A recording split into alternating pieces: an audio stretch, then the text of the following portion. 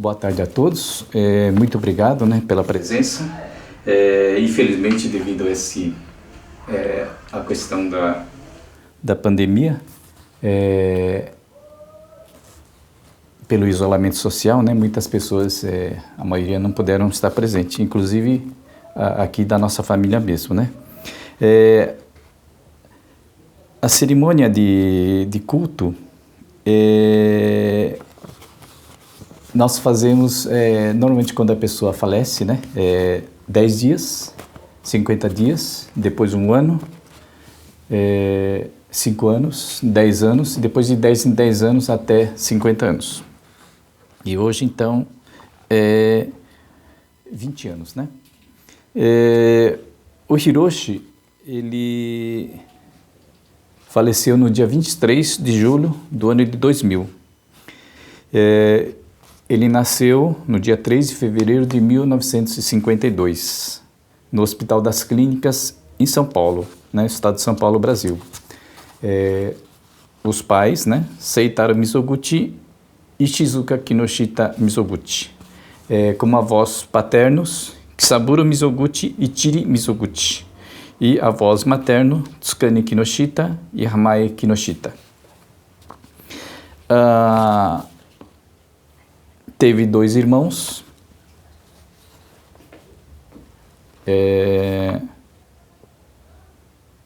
Keiko Mizoguchi, 1 ano mais nova, e depois eu, né, Katsumi Mizoguchi, com 4 anos mais novo.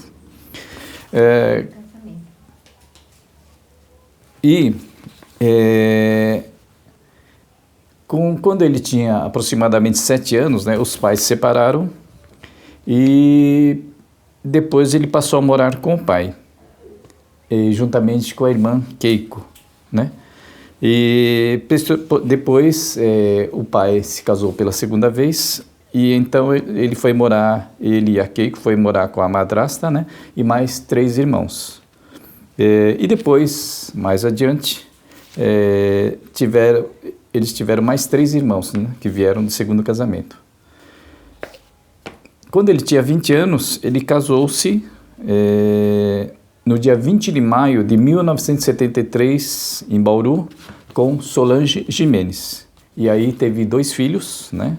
A Roberta Yuki, né? E depois o Renato Hiromi. Logo depois que nasceu o segundo filho, ele teve um problema grave de saúde, né? Ele teve uma doença que foi diagnosticada a princípio como esquizofrenia, e depois foi descoberto que não era uma esquizofrenia, era na época chamado PMD, psicose maníaca depressiva. Hoje tem outro nome,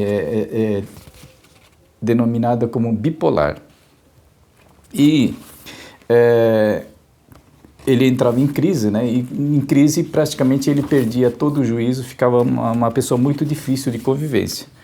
E aí ele acabou se separando, né, da Solange e aí ele foi internado, né, em hospital e os filhos, né, tanto a Roberta como o Renato foram a princípio aos cuidados da avó materna, da parte da madrasta dele. Então, a madrasta do Hiroshi é o que, a princípio, estavam acolhendo as 2 crianças. E depois, devido a toda a circunstância, cada um dos filhos foram para a casa dos tios, né? A Roberta foi morar na casa do tio Hideo Mizoguchi e o Renato foi morar então na casa do Akira, que é primo, né, Mizoguchi. E nesse intervalo, assim que o Hiroshi saiu do hospital, né, ele foi procurar então a mãe, né, a mãe verdadeira, né, a mãe biológica, né, que na época morava em Ferraz e eu morava junto, né, com a minha mãe, né. Então aí ele passou a morar junto com a mãe, né, biológica, e eu, o irmão, né. Na época ele já tinha, se não me engano, eu estava com 18 anos, então ele já estaria com 22 anos, né? Foi nessa época. E assim, então, ele resolveu, né, trazer as duas crianças para junto de si. Então, foi onde nós acolhemos, né, tanto a Roberta como o Hiromi, aqui em casa. Na época a gente morava, depois de Ferraz, a gente passou a morar em Guaianazes, né? Em Ferraz era um sítio e a gente passou a morar aqui na parte urbana, né, aqui em Guaianazes. E aí, então, a gente começou a conviver, no caso, o Hiroshi, né? A minha mãe, eu e minha avó, o meu padrasto também, né? Na época estávamos todos juntos. Depois disso, eu casei, né? E aí, então... um pouco antes de eu casar, a gente mudou, né, de uma casa que era em Guaianazes também para em Guaianazes mesmo, para agora já é uma residência minha mesmo, né? Aqui no Jardim dos Pinheiros. Então, com a gente, o Hiroshi morou em torno de 10 anos, mais ou menos, eu não lembro exatamente. E nesse intervalo, ele teve uma passagem no Japão. Hiroshi foi trabalhar como dekasegi, né? No Japão. E lá, né, devido ao seu problema de saúde, também teve problemas lá e acabou que voltando, né, para o Brasil. Na época, eu lembro que o nosso Kaicho, do Kyokai, né, ele também estava no Japão e hoje ele já não é mais Kaicho, né, o filho que assumiu, mas então o Kaicho-san anterior, o Mitsuo Sakai, ele ajudou muito, né, o Hiroshi, devido ao problema de saúde que ele tinha lá, né, no Japão. Mas voltando para o Brasil, então ele voltou então para a nossa casa e aí ficou mais alguns anos, mas logo depois ele casou-se pela segunda vez com a Silvia Santos, né? E aí, em seguida, ele passou a morar no Fukyosho, né, numa casa de divulgação lá em Sorocaba, da família Saito. E lá com a Silvia, ele teve 2 filhos, né, Maurício Hajime e Michel Osamu. E aí, o problema de saúde dele continuava, porque vira e mexe a cada 1 ano, mais ou menos, ele entrava em crise. E aí ficava uma pessoa difícil de convivência, né? Até a gente entender como era ele, né? A situação, né, da doença era realmente bastante difícil, né? E aí ele se separa da segunda esposa, né, da Silvia, e aí continuou morando nessa casa de divulgação da família Saito, lá em Sorocaba mesmo, né? Mas de vez em quando ficava ruim, entrava em crise, ele acabava voltando aqui, né, para a nossa casa. Ficava uns 2, 3 meses fazendo tratamento médico, né? E aí saía de crise e voltava a trabalhar. Normalmente era uma pessoa completamente normal, trabalhava, fazia de tudo, né? Então aconteceu isso por várias vezes, né? Quando ele tinha problema de crise, ele acabava vindo aqui para a nossa casa, fazia os tratamentos 2, 3 meses e depois ia viver a vida dele, né? Isso aconteceu por várias vezes. Mas aí no dia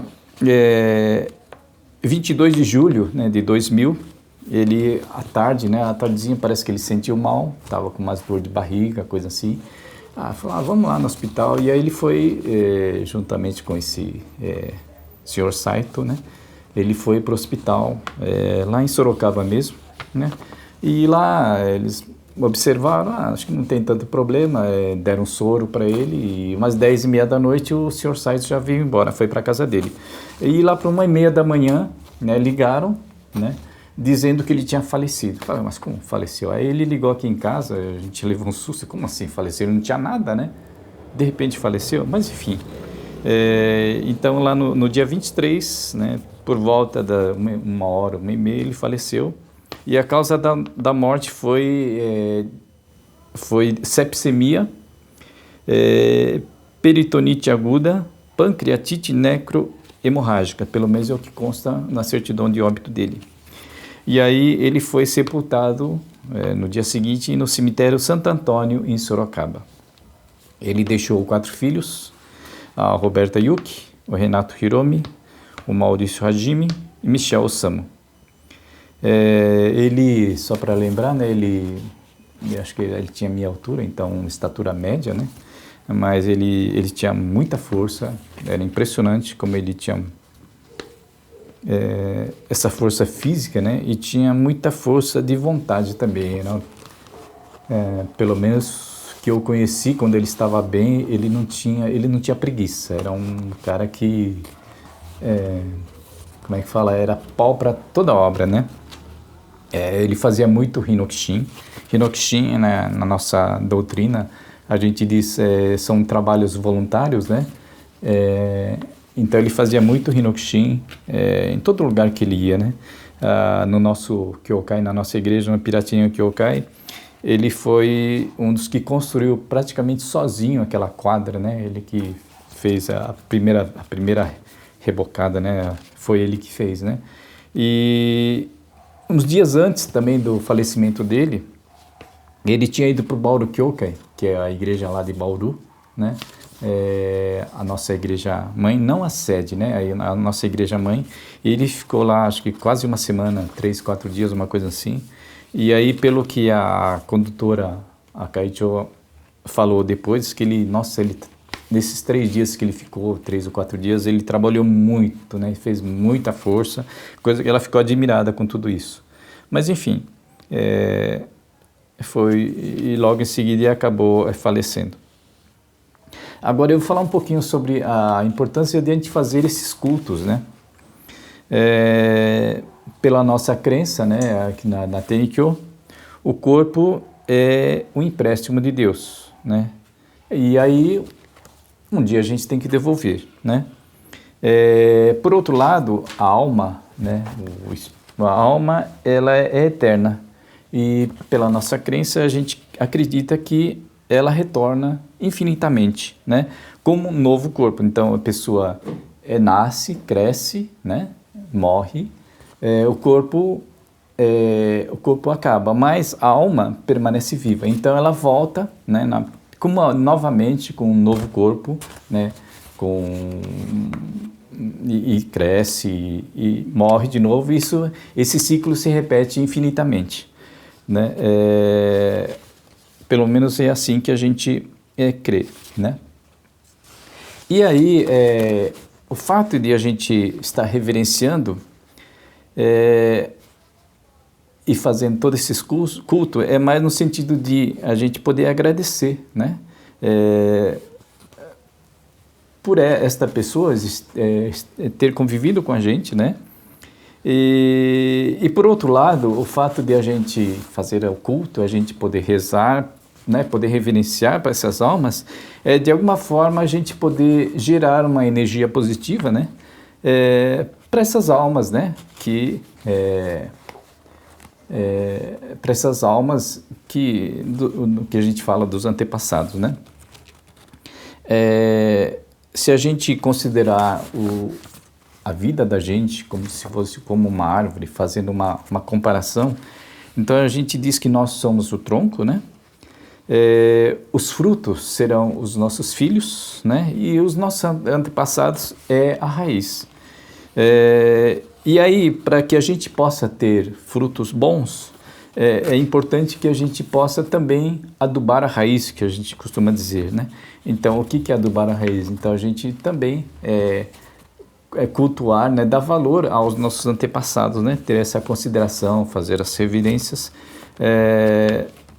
e agradecer, né. Então isso, desta forma, né, a gente acredita que a gente possa ter sempre boas colheitas, ou seja, ter bons filhos, né, e bons netos e assim por diante, né. Então por isso que é muito importante a gente sempre lembrar dos antepassados, mas também cuidar bem, né, dos nossos pais, nossos avós, principalmente enquanto eles estão vivos, né?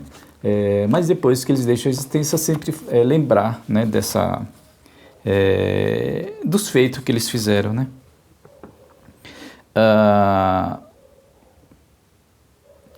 Se a gente considerar que a alma permanece viva e que aquela pessoa, aquele corpo não existe mais, mas que ele possa estar retornando novamente, né, ao convívio, de alguma forma, quando a gente faz essas orações para ele, né, para esta alma, de alguma forma também está atingindo, né, mesmo que ela esteja já retornando como uma nova pessoa, mas a alma está recebendo toda essa energia positiva. Então, dessa forma que a gente crê na energia, né, de a gente ficar gerando isso em todos os cultos, né, desde os 10 dias, 50 dias, 1 ano, 5 anos, 10 anos, né, 30, até 50 anos. E quando na Tenikyo a gente faz só até 50 anos, né, a gente não faz mais após 50 anos, porque a gente crê que